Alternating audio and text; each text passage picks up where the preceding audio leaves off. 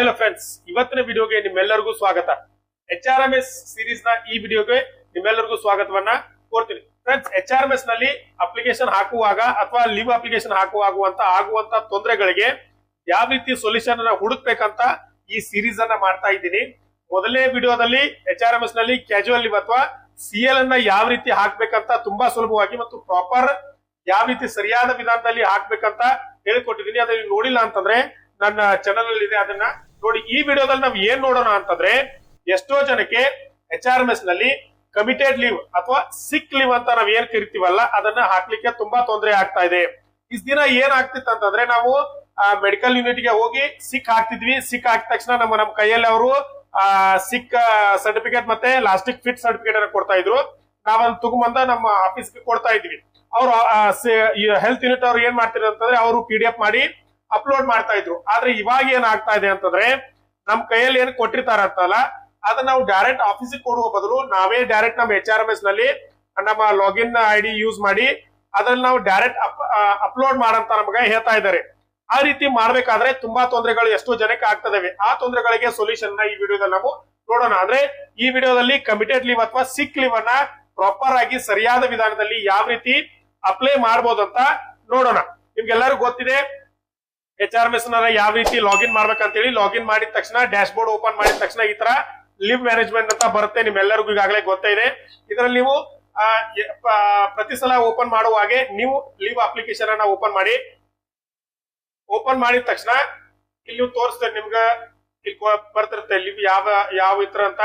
ಇಲ್ಲಿ ನೀವು nature of leave ಅಲ್ಲಿ ಓಪನ್ ಮಾಡಿದ ತಕ್ಷಣ ಇಲ್ಲಿ ಬೇರೆ ಬೇರೆ ಲೀವ್ ಗಳು ತೋರಿಸ್ತಾ ಇರ್ತವೆ. ಇದರಲ್ಲಿ ನೀವು ಯಾವ್ದಾನ ಸಿಕ್ ಲೀವ್ ಗಾಗಿ ಅಪ್ಲೈ ಮಾಡುವಾಗ ಯಾವ ಲೀವ್ ಅನ್ನ ಸೆಲೆಕ್ಟ್ ಮಾಡ್ಕೋಬೇಕಂತಂದ್ರೆ, ಇಲ್ಲೇನಿದೆ ಕಮಿಟೆಡ್ ಲೀವ್ COL ಅಂತ ಇದೆಯಲ್ಲ, ಇದನ್ನ ನೀವು ಕರೆಕ್ಟ್ ಮಾಡ್ಬೇಕು. ಇದ್ರ ಮೇಲೆ ಕ್ಲಿಕ್ ಮಾಡಿದ ತಕ್ಷಣ ಇಲ್ಲಿ ಲೀವ್ ಫ್ರಾಮ್ ಮತ್ತೆ ಲೀವ್ ಅಪ್ ಟು ಅಂತ ಕೇಳ್ತಾ ಇದೆ. ಅಂದ್ರೆ ಲೀವ್ ಫ್ರಾಮ್ ಅಂದ್ರೆ ನೀವು ಸಿಕ್ ಯಾವಾಗ ಹಾಕಿರ್ತೀರಾ, ಸಿಕ್ ಯಾವತ್ತಿಂದ ನೀವು ಹೋಗಿ ಸಿಕ್ ಹಾಕಿರ್ತೀರಲ್ಲ ಅವತ್ತಿನ ಡೇಟ್ ಅನ್ನ ಇಲ್ಲಿ ಮೆನ್ಷನ್ ಮಾಡಬೇಕು. ಉದಾಹರಣೆಗೆ ಒಂದ್ ಡೇಟ್ ಅನ್ನ ಹಾಕೋಣ, 8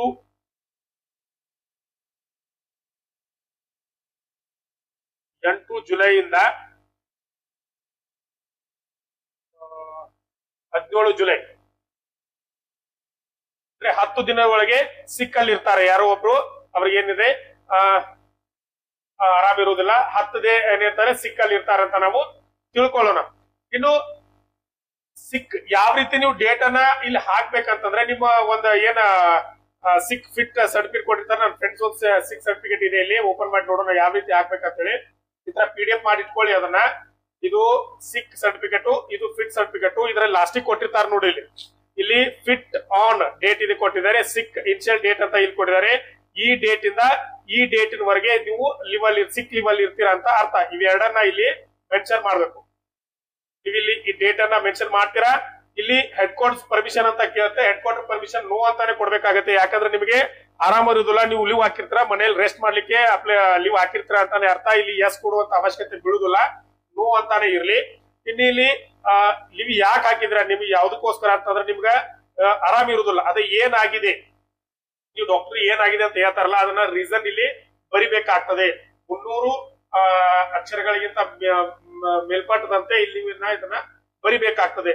ಇನ್ನು ಇಲ್ಲಿ ಕೆಳಗಡೆ ಅಪ್ಲೋಡಿಂಗ್ ಸಪೋರ್ಟಿಂಗ್ ಡಾಕ್ಯುಮೆಂಟ್ ಅಂತ ಕೇಳ್ತಾರೆ. ಇಲ್ಲಿ ಇಂಪಾರ್ಟೆಂಟ್ ಇದೆ ನೋಡಿ. ನೀವೇನು ನಿಮ್ ಸಿಕ್ ಮತ್ತೆ ಫಿಟ್ ಎರಡು ಸರ್ಟಿಫಿಕೇಟ್ ಕೊಟ್ಟಿರ್ತಾರಲ್ಲ, ಅದನ್ನ ಒಂದ್ ಯಾವ್ದಾದ್ರು ಆಪ್ ಅಲ್ಲಿ ನೀವು PDF ಆಗಿ ಕನ್ವರ್ಟ್ ಮಾಡ್ಕೋಬೇಕು. PDF ಆಗಿ ಕನ್ವರ್ಟ್ ಮಾಡಿಕೊಂಡು ನಿಮ್ ಮೊಬೈಲ್ ಅಲ್ಲಿ ಇಟ್ಕೊಂಡು ಇಲ್ಲಿ ಕ್ಲಿಕ್ ಮಾಡಿ ಚೂಸನ್ ಫೈಲ್ ಅಂತ ಕೊಟ್ರೆ ಅಂತಂದ್ರೆ, ಇಲ್ಲಿ ನೀವು ಏನಾಗುತ್ತದೆ, ನಿಮ್ಮ ಮೊಬೈಲ್ ಗ್ಯಾಲರಿಗೆ ಹೋಗ್ತದೆ. ಅಥವಾ ನಿಮ್ಮ ಲ್ಯಾಪ್ಟಾಪ್ ಇತ್ತಂದ್ರೆ ನಿಮ್ಮ ಡೆಸ್ಕ್ಟಾಪ್ ಹೋಗ್ತದೆ. ಡೆಸ್ಕ್ಟಾಪ್ ಅಲ್ಲಿ ನೀವು ಅದನ್ನ ಏನ್ ಮಾಡಿರ್ತೀರ, PDF ಮಾಡಿ ಇಟ್ಕೊಂಡಿರ್ತಾರ, ಅದನ್ನ ಸೆಲೆಕ್ಟ್ ಮಾಡ್ಕೋಬೇಕು.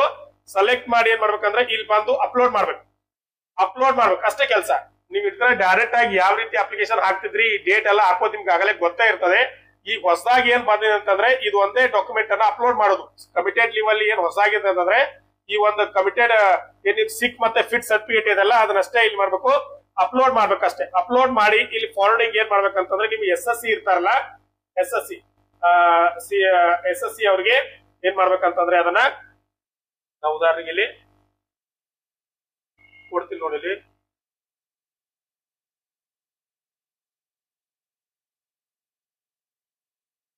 ಈ ತರ ಕೊಟ್ಟು ನೀವು ಇಲ್ಲಿ ಸಬ್ಮಿಟ್ ಅಂತ ಕೊಟ್ರಿ ಅಂತಂದ್ರೆ ಅದು ನಿಮ್ಮ ಅಪ್ಲಿಕೇಶನ್ ಸಬ್ಮಿಟ್ ಆಗಿರುತ್ತೆ.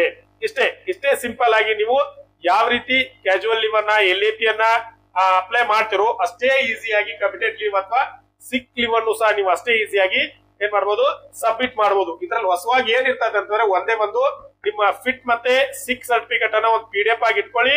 ಅದನ್ನ ತಗೊಂಡ್ಬಂದು ಏನ್ ಮಾಡ್ಬೇಕಂದ್ರೆ ಇಲ್ಲಿ ಸಪೋರ್ಟಿಂಗ್ ಡಾಕ್ಯುಮೆಂಟ್ಸ್ ಇದೆಯಲ್ಲ ಇಲ್ಲಿ ಅಪ್ಲೋಡ್ ಮಾಡ್ಬೇಕು. ಇಷ್ಟೇ ಕೆಲಸ. ಇಷ್ಟು ಮಾಡಿದ್ರೆ ನೀವು ಏನಾಗಿದೆ ಅಪ್ಲಿಕೇಶನ್ ಸಬ್ಮಿಟ್ ಆಗುತ್ತೆ. ಇಷ್ಟ ಫ್ರೆಂಡ್ಸ್, ಈ ವಿಡಿಯೋ ನಿಮ್ಗೆ ಇಷ್ಟ ಆಗಿದ್ರೆ ಅಂತಂದ್ರೆ ಚಾನೆಲ್ ಸಬ್ಸ್ಕ್ರೈಬ್ ಮಾಡ್ಕೊಳ್ಳಿ. ಅಲ್ಲೇ ಪಕ್ಕದಲ್ಲಿರೋ ಬೆಲ್ ಐಕಾನ್ ಪ್ರೆಸ್ ಮಾಡಿ. ಲೈಕ್ ಮಾಡೋದನ್ನ ಮರಿಬೇಡಿ. ನಿಮ್ ಫ್ರೆಂಡ್ಸ್ಗೆಲ್ಲ ಶೇರ್ ಮಾಡ್ತಾ ಇರಿ. ನಮಸ್ಕಾರ ಫ್ರೆಂಡ್ಸ್, ಮುಂದಿನ ವಿಡಿಯೋದಲ್ಲಿ ಭೇಟಿಯಾಗೋಣ.